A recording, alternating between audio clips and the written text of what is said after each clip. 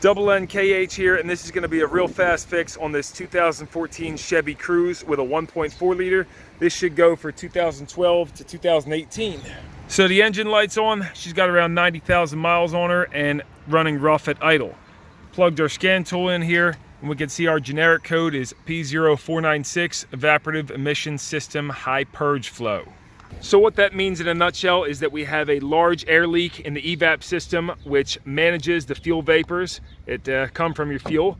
However, with the P0496, the computer has determined that it's on the purge side of the evap system, which is located right here. This is a normally closed valve, and the computer will duty cycle it to distribute those fuel vapors into the intake when the engine's running. But if this valve gets stuck open, it'll throw that code. Let's pop this off and do a quick check to determine it's definitely the valve. Come over on this side. You can use pliers for this, or if you have really strong fingers, squeeze these two pieces together right here, and that will spread these edges out and slide right off of there. So this end piece that goes to your intake, you can take a hose, shove it inside of it, or shove it over top of it, but make sure you have a good seal, and now try to blow on it. It's sealed if I blow. Now I'm going to try sucking on it. It's sucking through, and I can taste fuel vapors. So that means that this valve is allowing the intake vacuum to pull those fuel vapors in even when it's supposed to be closed. Got my new one here. This is a very cheap and easy part to replace. I'll plug a link to it on Amazon down below. You can get an aftermarket one for about 20 bucks or a factory OEM one for $45. So quite simply, start by getting your connector off. Electrical in the back, that's 2 wires. Just squeeze this thing in here, slide that right off, and take this red clip and either use a screwdriver or your fingers and push that down to this position here. And then this should slide right off of there like so. We already got this side off, and just slide right off of this tower. Now we got our new one here. Not a bad idea to spray a little lube or grease on the O-ring and this end here, so that slides into the O-rings in here. Nice and good. Maybe even a little bit of grease on the rubber. Bring it back down in here. Slide it on your rubber.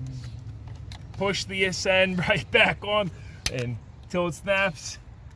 You see in there, right here. Slide that in.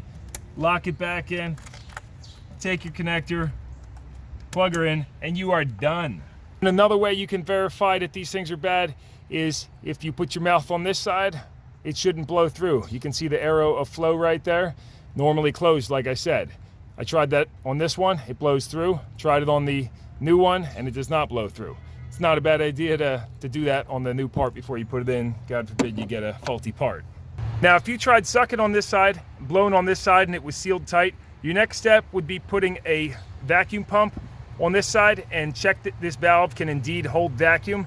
Not going into too much detail on that in this video. Another problem I sometimes see is the O-ring inside of this connector can get torn, or this O-ring here might be leaking, or a crack in this line all the way back to the evap canister. So if it's not just quite simply a stuck open valve like you just saw mine was, you might have something else going on. It's also important to note that sometimes these valves only fail when they're really hot or really cold, and they might get stuck, and you tap it with a hammer or something and it'll work then. But for how cheap and easy these are to replace and how common they are to fail, if you have a P0496, this is a good place to start. You can then come back in the car, turn the key on, put your code reader back on here and clear that code out like so, and go ahead and drive the car to reset the emissions monitors.